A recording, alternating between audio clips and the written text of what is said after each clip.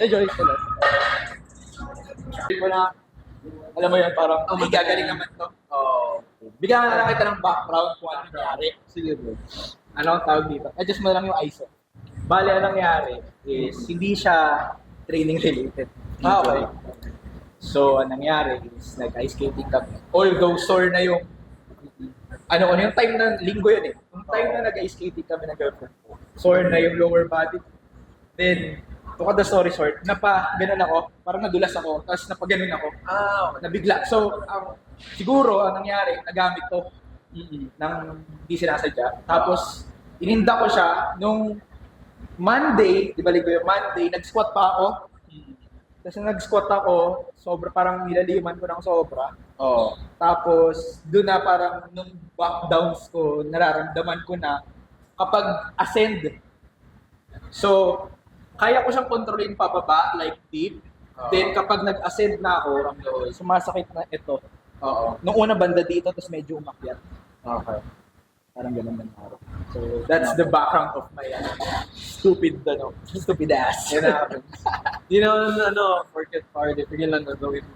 Tama ba So, yun? kailangan pag-react. Nag-enjoy ako, pero it is what it is. So, 2 months ago to. Actually, more than 2 months. Kailan yung natin? Kailan February yung MAC meet natin, di ba? 11 yun, di ba? Kasi, so, 2 weeks. Parang last week ng January. Parang ganun yun eh. Kasi nung February 11, parang 2 weeks na siya. Parang ganun. So, ilang months na yun? Tagal na. Almost 3? Oo, almost 3 ka. Okay. Pero yung pain level niya comparing dun sa before, Bumababa na. umayos na siya. Bumababa siya. Pero ngayon, ang problem ko is pag, kumari, na-tweak tong ganyan, kumari, gumanon lang ako, or napaganon ako, yun, sumasakit. Then, yun pa rin, kapag ang nangyayari pala sa akin, di ba, ang squat ko ganun? So, ang ginawa ko ganun, tapos dapat yung toes ko dapat forward. So, once na gumanon lang ako ng konti, pag nag-a-ascend ako, sumasakit. Pero kapag ganyan, 0 to 1 yung pain. Pag nagkamali lang ako ng konting ganyan or nagkamali ng activation na hindi ko finul quads na ginamit ko to, ayun. Max ko is to 10. Tapos yung regular pa ako pero ngayon yung ginanon ko tapos yung siguro mga RPE 5 to 6, 160, walang pain. Pero dapat naka-close ako. Yun nga lang, quad lang talaga as in. Yun talaga yung ina-maximize ko. Once na ginamit ko na ito, doon na.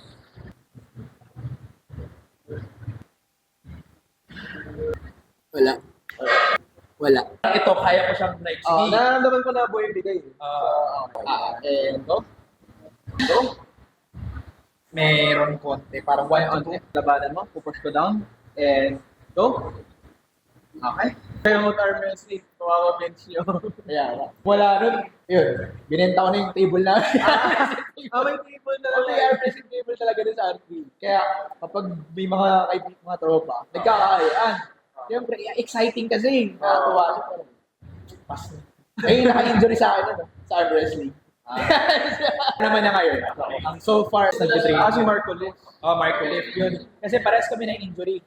Pero sa kanya naman, yung descent at saka ascent. So, ang nirecommend niya sa akin, toes forward. Sa kanya ko nakuha yun. Sa yun. Tapos yung ginawa ko yun, wala talaga. Tapos sabi nyo kung may pin ha, 60 mo na. Ayun, meron. Parang meron akong nararamdaman dito. Last video is nakita niyo yung mga clips ng PT session. So, big shoutout kay Kuya Jeremiah. Ayun, i-follow niyo siya sa IG if ever gusto niyo magpa-consult, kung may problema kayo, mga injury katulad ko. So, i-message niyo siya, men. Alam ko nakalimutan ko siya i-introduce dun sa video kasi yun nga, nag-session na agad kami. So, nakalimutan ko siyang i-introduce. Sorry Kuya Jer. Yung Instagram niya, sa link down below. So far, dun sa, kung gusto mo bigyan ng summary yung nangyaring PT session namin. Good thing, so good news. Tinest ako lahat ng mobilities, stuff like that. Ito lang talaga. So, hindi siya, kasi usually pag may injury ka, nakaka-apektuhan ibang parte ng katawan mo. So good thing is wala akong problema sa iba, other range of motion. Dito lang talaga sa adductor. So binigyan niya ako ng at least 1 to 2 months yung you know rehab namin. Hopefully within that 1 to 2 months time frame, sobrang laki ng difference. Hopefully yun, maging hindi man 100%, like 90%, parang ganun, 95.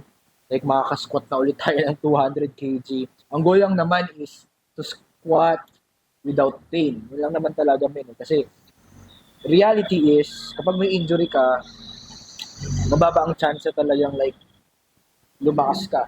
Kasi nai-hinder na ito yung, syempre, yung strength mo. Nandun yung lakas ko, nararamdaman ko, pero kapag nag-squat ako, nai-hinder yung lakas ko ng pain. That's yung point na yun. Pero yun nga, hopefully 1 to 2 months, maayos natin. Then, session maayos. I mean, tumagal ata ng almost an hour din yun. Then, ayun, binigyan niya ako ng weekly program, rehab program, like dynamic stretches before and after training. So, ayun, so far, pang ilang araw na ba to? Pangatlo, pang-apat na ata or something. Ayun, so far all goods naman yung yung progression. Although hindi pa makikita yung progression nito kasi less than a week pa. So, bibigyan ko kayo ng update after siguro 1 month. Yun, realistically, doon mo makikita yung improvement. Yung improvement yung progression ko dito sa rehab na to. So, yun lang. Again, follow nyo si Kuya Jeremiah. I-message nyo na sa IG kung if ever may katanungan kayo or gusto nyo mag-PT session, etc. Message nyo lang siya, link down below.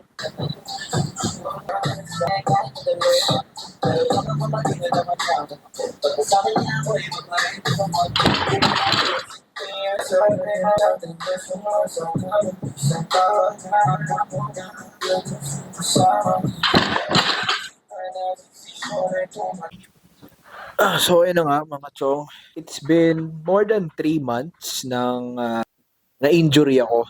So, matagal-tagal na rin. At the same time, more than 3 months na rin di ako nag-release ng vlog.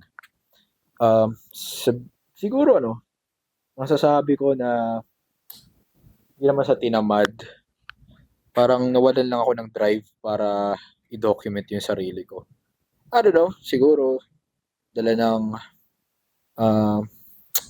hindi kumbaga nawalan lang talaga nawalan lang talaga ako ng drive since madalas akong mag-edit ng short form and at the same time process ng order ng RPE.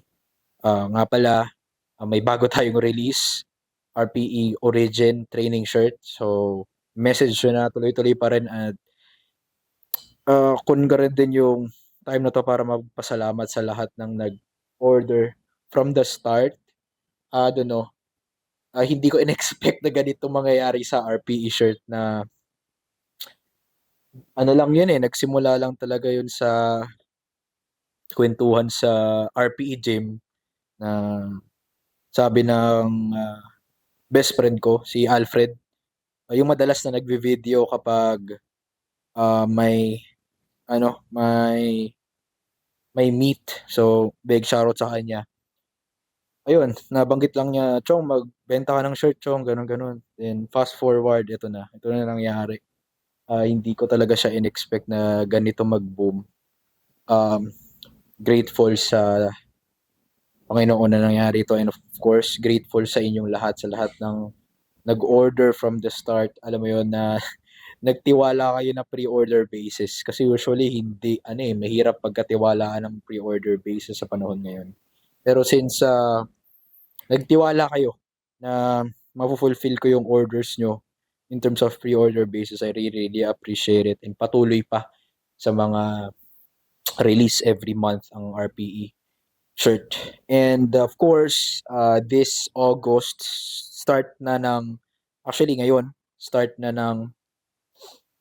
last week pa, start na ng pre-order ng RPE squat short. So as of the moment, wala pa akong sample, but I believe 1 or 2 weeks from now, darating na rin yun. Basically, mesh short siya. Kung alam niyo yung mga Momentos and off-gear apparel, yung mesh short nila halos same lang sa ganun. Pero ang good thing about nun is, ginawa ko lang siyang, pinasimple ko lang siya. And of course, the reason kung why squat shoes, kasi katulad nitong A7 na singlet, meron siyang, lalagyan ko siyang linya dito para kapag nag-video kayo, kapag nag-squat, mag-squat kayo, is at least hindi kayo mahirapan tingnan kung pasok ba o hindi yung depth ninyo. So, kaya siya naging squat short. So, technically, mesh short siya. So, magre-release kami ng video about doon, sizing and the review and all. So, yun lang. Maraming salamat sa lahat ng sumuporta sa RPE shirts. And of course, sa RPE gym as well. Maraming salamat. And big shoutout sa partner ko, business partner ko sa RPE gym. Andre Laksamana, shoutout sa'yo, men. Chong, maraming salamat sa'yo. And yun na, move on. And injury.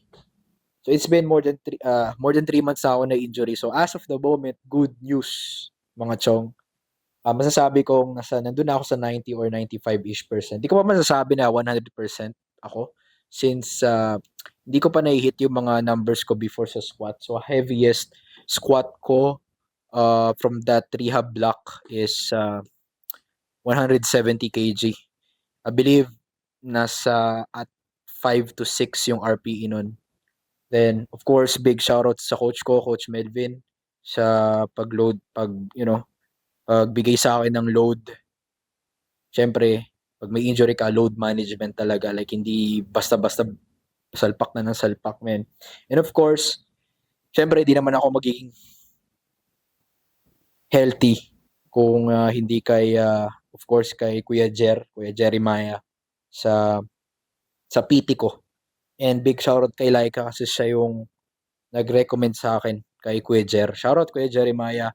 Again, kung magpapapiti kayo, like for example, meron kayong injury, powerlifting specifically. I don't know kung nag-handle din siya ng other injury that's not related sa powerlifting. Pero again, if you do have injury, punta lang kayo. Message nyo lang si Kuya Jeremiah, yung IG niya nasa description box down below. Message nyo lang siya. Sobrang bait na tao nun, men. Yun. Maraming salamat sa iyo, Kuya Jer, sa lahat ng tulong, rehab exercise na pinagawa mo sa akin, men. Worth it. So, ayun. 90-95%. Ngayon, start na, kagagaling ko lang kasi sa deload week. Start na ng panibagong block namin is meron akong doubles na 160. I believe 2x2 na 160 kg sa squat. So, yun yung siguro masasabi kong pag na-hit ko to ng maayos, masasabi ko na like 100% na ako. Let's see mamaya. Syempre, again, kung meron akong natutunan nang nagka-injury ako, men, na as much as possible, kung meron kayong means para magpapiti na kayo agad. Or kung wala man, like alanganin yung budget nyo, men, as much as possible, manghingi kayo ng advice sa YouTube. Pero, I mean, mag-search kayo sa YouTube kung ano ba talaga. Like, action na yun na agad. Like, huwag nyo nang patagalin pa. Kasi yun yung pinaka natutunan ko nung nagka-injury ako.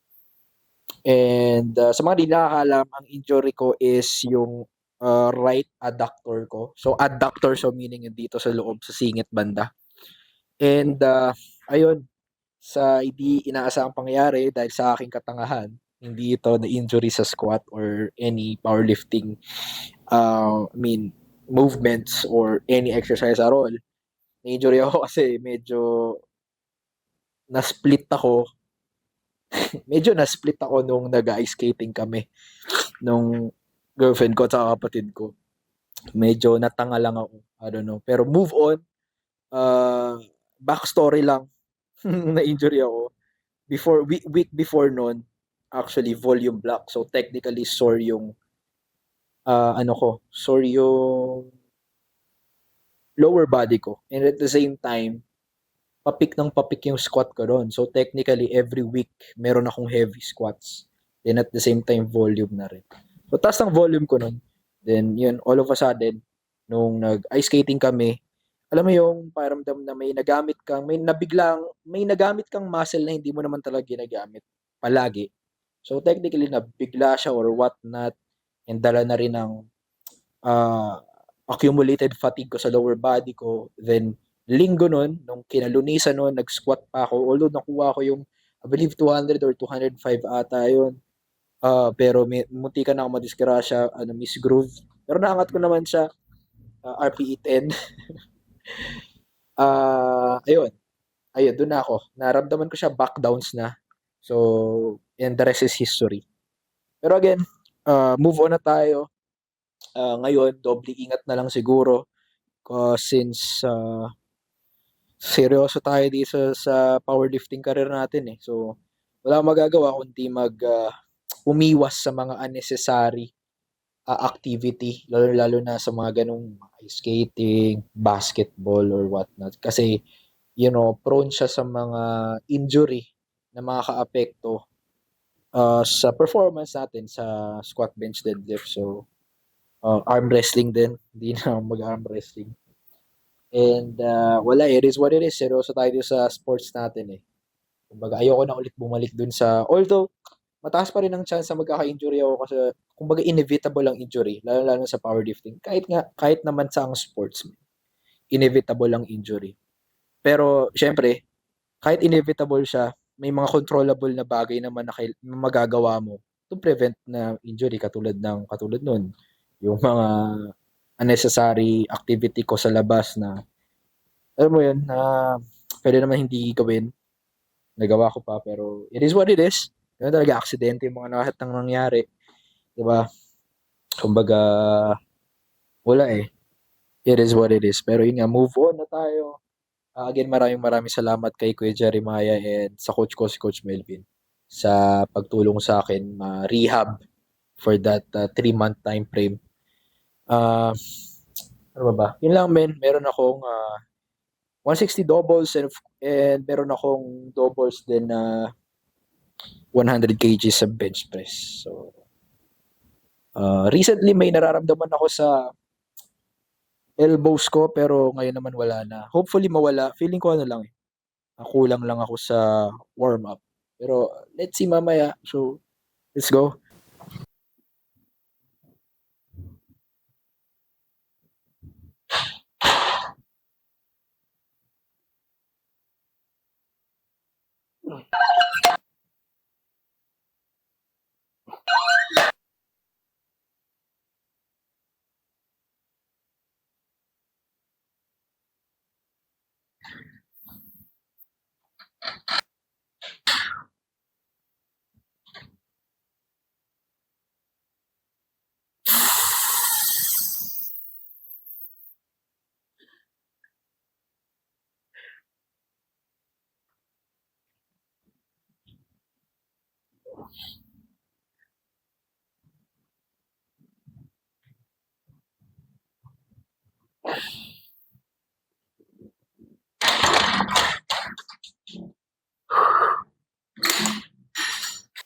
Sabi kong 95-97%. Hindi ko pa masabi 100% eh. Kasi nga sabi ko nga kanina na hindi ko pa na-hit yung mga previous singles ko prior injury.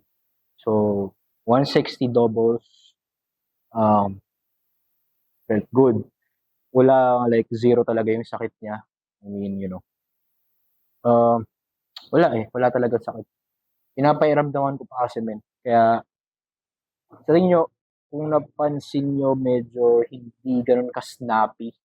Although, kaya ko siya like, madaliin paangat, pero, at saka pababa. Pero, I don't like, ayoko gawin kasi baka madali ako. So, pinapakiramdaman ko pa rin, men. Ayokong bumalik.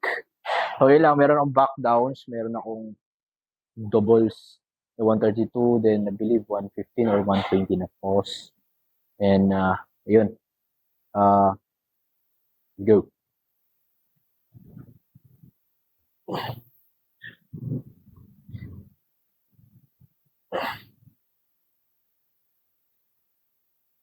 Oh!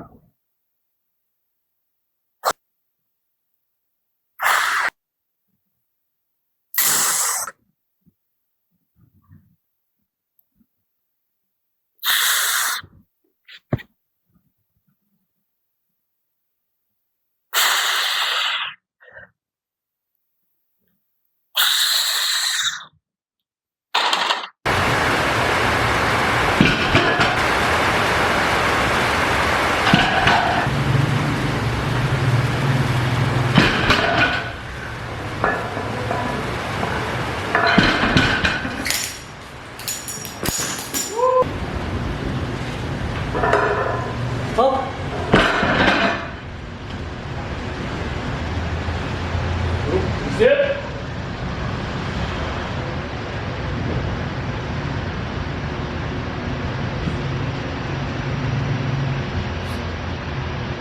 Pumunta ka na sa likod.